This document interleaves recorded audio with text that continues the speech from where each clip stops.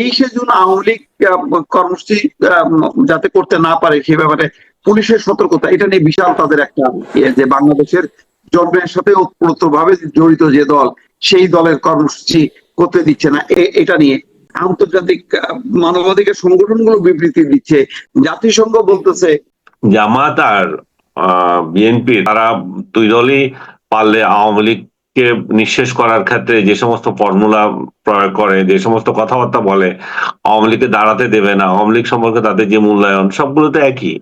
তো যখন একই পরিস্থিতি বিরাজ করছে সংসদে, তো একটা বিরোধী দলীয় ইমেজ বাড়ানোর জন্য কিছু কথা বলতে হবে, আর বাইরে মানুষকে একটু চাঙ্গা করা যায় কিনা, যে সমস্ত ট্যাবলেট ওনারা গিলাতে চাচ্ছেন সেগুলো মানুষ খায় কিনা, কারণ মানুষ তো এগুলো ইলেকশনের আগে যেগুলো শুনেছিল, ইলেকশনের পরে মানুষ এগুলো তো, ইলেকশনের আগেও ইভেন গণভোট নিয়ে মানুষের কোনো মাথা ব্যথা ছিল না, জুলাই সনদ নিয়ে কারো মাথা ব্যথা ছিল না। মানুষ চেয়েছিল একটা পরিবর্তন, ইউনূসের দুঃশাসন থেকে একটু রক্ষা পাওয়া। ইউনূস যে বাংলাদেশকে একটা ঝঞ্ঝাল তৈরি করে দিয়েছে, একটা প্রতিহিংসার দেশ তৈরি করে দিয়েছে, ভাই ভাই মারামারি তৈরি করে দিয়েছে, ঘরে ঘরে মারামারি তৈরি করে দিয়েছে, সেটা থেকে একটা ট্রানজিশন চেয়েছিল যে মানুষ, এই যে মানুষ জুলাই সনদ গণভোট এগুলো না, কিন্তু ধরেন যেই যুক্তিটা তারা দেয় সেটাই আসলে ফেলবেনি বা কি করে, যে মানুষ তো আসলে বুঝুক বা না বুঝুক, মানুষ ভোট দিয়েছে গণভোটের পক্ষে, মানুষ প্রায় 70% মানুষ হ্যাঁ ভোট দিয়েছে। কিসের ভোট এগুলা, কিসের ভোট এগুলা? যেখানে একদলীয় ইলেকশন হয়, যেখানে ভোটের বাইরে কতগুলো ভোট রয়ে গেছে, আপনি তো 12% লোক ভোট দিল মনে করেন, তার মধ্যে যদি সিংহভাগ ভোট দেয় তাহলে সিংহ হয়ে গেল, কত পার্সেন্ট ভোট লোক ভোট দিতে পারে নাই, কত পার্সেন্ট ভোট নায়ের ভোটে আছে, এই সমস্ত অঙ্ক করেন। এখন আমরা যারা আছে তাদের মধ্যে হয়ে গেল, সেটা হিসাব করতে হবে না? কিন্তু এটাই তো আসলে হয়, মানে যারা ভোট দিতে যাবে, যত পার্সেন্ট ভোট পড়বে তার মধ্যে মেজরিটি যে সে ক্ষমতায় যাবে, বা মেজরিটি কিছু লোক ভোটের অধিকারই পায় নাই, সেখানে আবার এত ভোটের হিসাব কিসের, এত অঙ্কের হিসাব কিসের? আর সবচেয়ে বড় কথা হচ্ছে এটা এটা মানতে হবে কি কারণে, এটাতে কি আছে? ভোট দিতে পারেন নাই আনিস আলমগীর, আপনি ভোট দিতে পারেন নাই? আমি তো জেলেই ছিলাম। আমি আপনার কথা, আমার কথা বাদ দেন আপনি। আমি ভোট দিতে পারেন মানে শত শত হাজার হাজার লোক ভোট দিতে পারে নাই। এটা তো ইনক্লুসিভ ইলেকশন হয় নাই, এটা তো একদলীয় ইলেকশন হয়েছে। বিএনপির খালাতো ভাই আর জামাতের খালাতো ভাই, মামাতো ভাই বা আন্ডা বাচ্চা, এটা তো কোনো ইলেকশন হতে পারে না। এখন তো এগুলাতে যখন কিছু হচ্ছে না, তখন একটু জনগণকে তো চাঙ্গা রাখতে হবে, সমর্থকদেরকে তো চাঙ্গা রাখতে হবে। সেই জন্য বলতেছে যে আমরা বিশৃঙ্খলা চাই না, আমরা দেশকে আর একটু ভালোবাসি, শত যন্ত্রণা বুকে নিয়ে নির্বাচনের ফল মেনে নিয়েছি। নির্বাচনের ফল কেন মেনেছি? নির্বাচনে কি জামাতে ইসলাম ক্ষমতায় চলে এসেছিল? সেটা তো আমরা জানি না। নির্বাচনের ফল নিয়ে তাহলে যে অত যে আলোচনা তুলতেছেন, এখন তো নির্বাচন কেমন ইলেকশন হয়েছিল সেটা নিয়েও মানুষ আবার প্রশ্ন তুলতে পারে যে এটা কি তলে তলে সমঝোতার ইলেকশন হয়েছিল কিনা। এমনিতে তো বলা হয় যে নাহিদ ইসলাম এবং শফিকুর রহমানের যে নির্বাচন হয়ে এসছে, ইভেন ঢাকা শহরে তারেক রহমানের নির্বাচন, এগুলোকে বলা হচ্ছে বিতর্কিত এবং এগুলোকে পরস্পরকে ছাড় দেওয়া হয়েছে। তো তাহলে আপনারা আরো যে জায়গায় ছক করে তৈরি করেছিলেন, ইউনূস দিয়ে গেছে, তারে কত সিট দিয়ে যাবে, ক্ষমতায় আনবে বিএনপি কে এবং আপনাদেরকে অপোজিশনে বসাবে এবং এত সিট দিয়ে বসাবে, সবগুলো যে মানুষ গুঞ্জন বলে, সেই গুঞ্জন গুলো তো আপনারাই এখন আবার প্রমাণ করে দিচ্ছেন যে মানে কারো বাপদাদার চোখ রাঙাবো না, কি রাঙানি মানবো না, অন্যায়ের কাছে মাথা নত করবো না, এবং আমাদের নেতৃবৃন্দ হাঁটতে হাঁটতে ফাঁসির তক্তায় দাঁড়িয়ে মুস্কি হাসি দিয়ে আমাদের শিখিয়ে দিয়েছেন প্রয়োজনে জাতির জন্য আমাদের তৈরি থাকতে হবে। অ্যাজ ইফ বিপ্লব ঘটে যাচ্ছে যে এখন, কিন্তু মানুষের সারা শব্দ নাই এই বিপ্লবে। আর একটু সরকারি দলের প্রসঙ্গ আসি, আমি আনিস আলমের কাছ থেকে এসে আপনার কাছে আসি। তাদের কাছে দেখা যাচ্ছে যে তার মানে ছেলের নামে ইউনিয়নের নাম হয়ে যাচ্ছে, কেউ কেউ আবার মানে এই যে একটু আগে বলছিলাম অপ্রাসঙ্গিক ভাবে বিভিন্ন বক্তব্য টেনে আনছেন, যে আপনি বাজেট নিয়ে এত সমালোচনা করছেন। একজন সংসদ সদস্য বলেন মাওলানা মামুনুল হক, তিনি বাজেট নিয়ে অনেক সমালোচনা করেছেন, কিন্তু আপনি তো মুতা বিয়ে করেছেন আর কি। তো মুতা বিয়ের সাথে বাজেটের সম্পর্ক কি, মানে এরকম কথাবার্তা যে বলছেন, সরকারি দলের পারফরমেন্স বা আপনার কেমন মনে হচ্ছে জনাব আনিস আলমগীর? সরকারি দলের পারফরমেন্স তো এখানে একাই মেসি গোল দিচ্ছেন, স্বরাষ্ট্রমন্ত্রী একাই মেসির ভূমিকায় আছেন, উনি খেলছেন, পুরো মাঠ ওনার দখলে। এখানে অন্যদের পারফরমেন্স এভাবে চোখে পড়ছে না, বরং একজন যার কথা বললেন স্থানীয় সরকার প্রতিমন্ত্রী শাহে আলম, প্রথমবারের মতো মনে হলো যে এই 4 মাসের মধ্যে সরকারি দলের কোনো সাবজেক্ট নিয়ে যদি বিব্রতকর অবস্থায় পড়তে হয় তাদেরকে, তাহলে সেটা হচ্ছে শাহ আলমের ঘটনা। কারণ স্থানীয় সরকার প্রতিমন্ত্রী হিসাবে উনার আয়ত্তে আছে যে জিনিসগুলো, সেখানে ক্ষমতার অপব্যবহার কিভাবে করা যায় সেটা তিনি দেখালেন।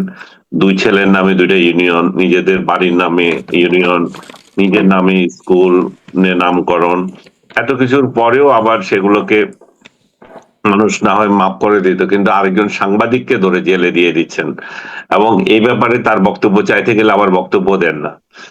এই তবে একটা জিনিস এখানে পজিটিভ আছে যে প্রধানমন্ত্রী এখানে হস্তক্ষেপ করেছেন এবং তার দুই ছেলের নামে যে ইয়ে করার কথা ছিল বা অন্যদের নামে হতে পারে, আমি যেটা দেখলাম এটা বাতিল করতে বলেছেন। তারপরে ইউনূস ক্ষমতায় আসার পর যেটা করলো, যে নজিরবিহীন সবগুলো নাম কেটে দিল। বঙ্গবন্ধুর বাড়ি তো ধ্বংস করেছে ৩২ নম্বর, তারপর যেটা করলো বঙ্গবন্ধু এভিনিউ, সেটাকে কোথাকার কোন এই জন্যই বলবো যে, কারণ বঙ্গবন্ধুর পর্যায়ে তো আসে না আবরারের জাতীয় অবদান কি, জাতির কাছে অবদান কি? একটা হলে একটা ছেলে নির্যাতিত হয়ে মারা গেছে, তার নামে একটা এভিনিউ করতে হবে, যেটা যেটা মানুষের চোখে লাগছে। আপনি কি আবরারের জন্য কি স্যাক্রিফাইস করছে, আপনি যে স্যাক্রিফাইস মনে করেন তার জন্য কি আর কোথাও জায়গা পান নাই কোথাও? সেটার জন্য ইয়ে করতে হবে, আপনার বঙ্গবন্ধুর নামে চেঞ্জ করে দিতে হবে। বঙ্গবন্ধুর নামে একটা এভিনিউ আছে সেটা দিতে হবে। বঙ্গবন্ধুর নামে আপনার যদি এত খায়েশ থাকে তো জিন্নার নামে দেন না। এখন তো জিন্নার সরকার চলতেছে, আপনার আমলে তো জিন্নার সরকারই চলেছিল।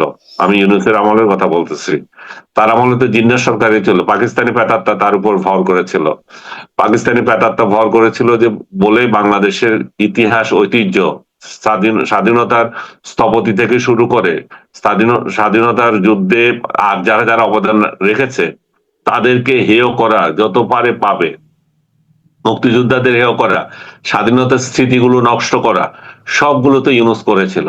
এবং এবং তার ধারাবাহিকতায় সে বঙ্গবন্ধু এভিনিউর নাম চেঞ্জ করে আবরারের নামে দেয়। আবরার শিবিরের একজন সহযোগী ছিল বলে পরিচিত ছিল, তাকে ছাত্রলীগ নির্যাতন করেছিল বলে অভিযোগ উঠেছিল এবং শেখ হাসিনার সরকারেই যারা নির্যাতন করে অভিযোগ ছিল তাদের প্রত্যেককে ফাঁসি এবং যাবজ্জীবন সাজা দিয়ে গেছে।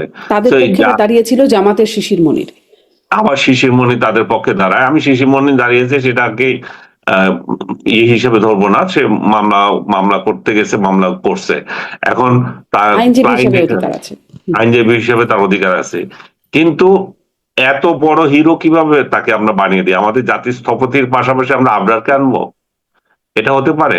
আমরা আমাদের স্বাধীনতার বীরদের ইতিহাস পড়ানো শুরু করেছি, সেখানে আমরা হাদিকে বীর বানিয়ে আবার তার কাহিনী পড়াচ্ছি।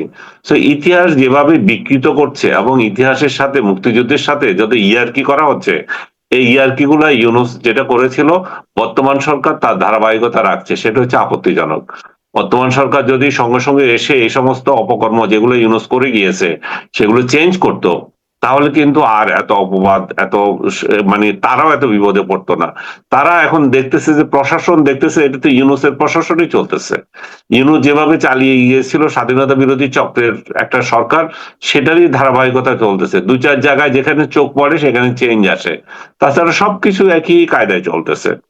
তো সরকারের উচিত এগুলা ঠিক করা, যেভাবে বিরোধী দলের নেতা এগুলো ঠিক করা, কিন্তু আপনি বলছেন যে এগুলো সরকার করছে না, আপনি বলছেন যে এগুলো সরকার অনেক জায়গায় করছে না, এবং বিরোধী দলীয় নেতা কর্মীরা যেভাবে নির্যাতিত হয়ে জেলে বন্দী হয়ে আছে, যে রাঘব বোয়ালরা সব পালিয়ে গেছে, আপনি সাধারণ কর্মীদেরকে ধরে ধরে জেলে রেখে দিয়েছেন। এই কর্মীগুলো এক একটা সাধারণ মানুষ বের হতে 8-10 লাখ থেকে কোটি টাকা খরচ করতে হচ্ছে এদেরকে। এরা এবং যারা খরচ করতে পারছে না তারা দিনের পর দিন জেলে আটকা পড়ে আছে। আর কিছু আপনি এমপি কে ধরেছেন এবং মন্ত্রীকে ধরেছেন, সেখানেও আপনি ভুয়া মামলা দিয়ে রেখেছেন, অরিজিনাল কিছু আনতে পারছেন না। বেশিরভাগ 2-4 জনের বিরুদ্ধে যে আনে নাই তা না, বেশিরভাগই ভুয়া মামলা নিয়ে রেখেছে। সরকারের উচিত ইউনূস যে অপকর্ম করে গিয়েছিল আইন আদালতের ক্ষেত্রে, তার একটা কমিটি করা, একটা পর্যালোচনা করা, যেখানে ভুয়া মামলাগুলো সেগুলো চিহ্নিত করা, এবং যাকে ইচ্ছা তাকে ধরে ধরে আপনি দিনের পর দিন জেলে রেখে দেবেন। এটা তো হতে পারে না। এখন ইউনূসের ভুয়া মামলাগুলো দায় সরকার কেন নেবে? এখন আমি এখন কি আপনার মনে হয় সরকারের আসলে পলিসি কি? এই যে জেলে ভরে রাখা হয়েছে, আপনি বলছেন যে আপনি আসলে আওয়ামী লীগের নেতাকর্মীদের কথা বলছেন। কিছুদিন আগে আমরা সেলিনা হায়াৎ আইভীকে, তাকে আমরা জামিন পেতে দেখলাম। এর আগে তার জামিন হচ্ছিল না, জামিন হয় আবার আরেকটা মামলায় গ্রেপ্তার দেখানো হয়, এই অবস্থায় তাকে চালানো হয়েছে। বা ধরেন শিরিন শারমিন চৌধুরীকে ধরা হলো, ছেড়ে দেওয়া হলো সাথে সাথে, মানে জামিন দিয়ে দেওয়া হলো। সরকারের কি মুফতি আবুল বারাকাতকে ছেড়েছে দেখলাম। আচ্ছা আচ্ছা, আমি অবশ্যই এটা খেয়াল করে নাই। মানে তাহলে কি আসলে একটু পরিবর্তন হচ্ছে, বা ধীরে ধীরে যাওয়ার একটা আহ, সরকারের এই জায়গাটা একটু পরিবর্তন, ইউনূস সরকার থেকে পরিবর্তন হয়ে যাওয়ার একটা জায়গা চোখে পড়ছে কিনা? না, আমি সরকার যে এটা এটা ডেলিভারিটলি করছে সেটারও আমি প্রমাণ পাচ্ছি না। আমি দেখছি যে এখানে যে টাকা ইনকামের যে চক্রটা ছিল, জেলখানা, পুলিশ এবং প্রসিকিউশন, এই যে আইন আইন বিভাগ, সবগুলো মিলে যে টাকা টাকা কামানোর যে প্রক্রিয়া, সেই চক্রটা এখনো ভাঙতে পারে নাই সরকার।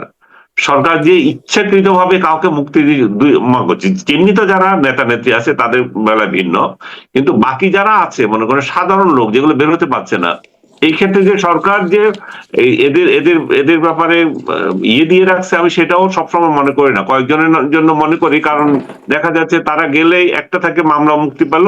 মনে করেন মেয়র পর্যায়ে একজন ব্যক্তি বা উপজেলা চেয়ারম্যান পর্যায়ে একজন ব্যক্তি, সে কি এমন শক্তিশালী হয়ে গেল?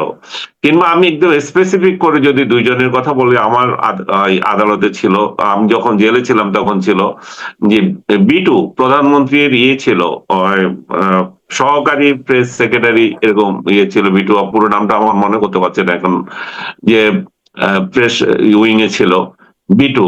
তারপরে আরো দুই একজন ইয়ে নেতা যারা ছিল, তারা সাধারণ মানের। এগুলোকে জেলে রাখার কি মানে আছে আমি জানি না। অথচ তাদের বাপ, আমার বিটুর বাবা আমাকে ওই দিন ফোন করেছিল যে জমি বিক্রি করে তারা শেষ করে ফেলছে, আর কিছু নাই যে এটা দিয়ে উদ্ধার করবে। মানে তো ভারতের সঙ্গে সম্পর্ক উন্নয়ন আমাদের অপরিহার্য। ভারতকে উপেক্ষা করে আমরা কিছু করতে পারছি না। ভারতের সাথে আপনি বৃহত্তর অঙ্গিকে দেখলে, এখন আমি জানি না, বাংলাদেশের প্রধানমন্ত্রী তো শিগগির ইয়েতে যাচ্ছেন, আপনি জানেন নিশ্চয় সেটা, চীনে। চীনে যাচ্ছেন। সেখানে নানা ধরনের চুক্তি হওয়ার সম্ভাবনা রয়েছে। মোদি দাওয়াত দিয়েছিলেন যাতে উনি ভারতেও যান। তো ভারতকে উপেক্ষা করে এখানে যাওয়া হচ্ছে, সেটার মধ্যেও কোনো তথ্য আছে কিনা আমি জানি না। ভারত চেয়েছিল যে প্রথম সফরটা যাতে ভারতে হয়।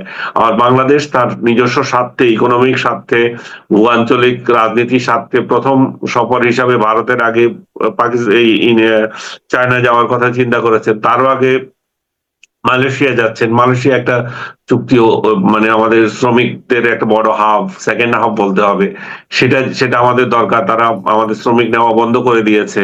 সেই দিক থেকে আমরা সেখানে যাচ্ছি। চীনের সঙ্গে আমাদের বিনিয়োগের কথা আছে, 8-10 বিলিয়ন যদি আমরা এখান থেকে বিনিয়োগ আনতে পারি, তাহলে সরকার ভালোভাবে এখানে চলতে পারবে, বড় বড় কিছু প্রজেক্ট নিতে পারবে। তো সবকিছু মিলিয়ে, এবং চীনের সঙ্গে বাংলাদেশের সম্পর্ক উন্নয়ন জরুরি হয়ে গেছে। আজকেও আপনি দেখতেছেন কিনা জানি না যে ন্যাটোভুক্ত দেশগুলোর রাষ্ট্রদূতরা আমাদের পররাষ্ট্র সচিবের সঙ্গে দেখা করেছেন, এবং সে হাউকাউ করছেন যে তাদের অন্তর একটা সুর আছে এখানে, যে তাদের সেই সুরটা হচ্ছে আমরা যাতে চীন থেকে অস্ত্র না কিনি। তো আমরা যদি চীন থেকে সস্তায় অস্ত্র কিনবো, সেটাই তো স্বাভাবিক। চীনের থেকে কিছু কিনে আমাদের বিমান বাহিনীতে যুক্ত হবে, পাকিস্তান থেকেও আনার কথা শুনছি। তো কিন্তু সেই জিনিসগুলো আমরা যদি আমেরিকা থেকে আনতে যাই, যে সময় সাপেক্ষ ব্যাপার এবং অর্থ ব্যাপার, সেটা তো আমেরিকা দিতে পারবে না। এখন আমেরিকান রাষ্ট্রদূত দেখা করেছেন, তাদের সুর হচ্ছে যে চায়নার সাথে সম্পর্ক কি, কোথায় যাচ্ছে, এটা চায়না ভিজিটের আগে একযোগে এসে, আজ শনিবার আনইউজুয়াল, এটা কিন্তু শনিবারে কিন্তু অফিস খোলা না, এমন একটা দিনে তারা সম্মিলিতভাবে এসে আমাদের পররাষ্ট্র সচিবের সঙ্গে দেখা করে এটা জানতে চাচ্ছে। এবং বাংলাদেশ যাতে চীনের সাথে ওইভাবে না ভিড়ে যায়, সে একটা প্রচেষ্টা আছে। ভারতের তরফ থেকেও থাকতে পারে সেটা। ভারত আমাদের সবকিছু নিয়ে যাচ্ছে ইন্ডিয়াকে ইন্ডিয়ার আমরা ইয়ে হয়ে গেছি, প্রদেশ হয়ে গেছি। শেখ হাসিনা সব দিয়ে দিয়েছে। তো সব যখন এখন শেখ হাসিনা যেগুলো দিয়ে গেছে বলতেছে, ভারত যখন বন্ধ করে দিয়েছে তখন আউগাউ করার কি আছে? তাহলে ভারত তো দেখিয়ে দিয়েছে যে আর সব দিয়ে দেয় নাই, এবং এখানে সুসম্পর্ক ছিল, এবং শুধু একতরফা হয় নাই, দুই তরফাই হয়েছে। তো আপনি ভারতকে যে যে সমস্ত সুবিধা শেখ হাসিনা দিয়ে গেছে, ইউনূস কি তার একটা বন্ধ করেছে? একটা চুক্তি বন্ধ করেছে? তো কিছুই তো করে নাই। তার মানে সে একটা ভারত জিকির একটা রাজনীতি করেছে, এখানকার কিছু জিহাদি গোষ্ঠীকে একটা উস্কিয়ে দিয়েছে। এছাড়া তো দুই প্রতিবেশীর সাথে সম্পর্ক নষ্ট করে সে আর কোনো কিছুই করতে পারে নাই।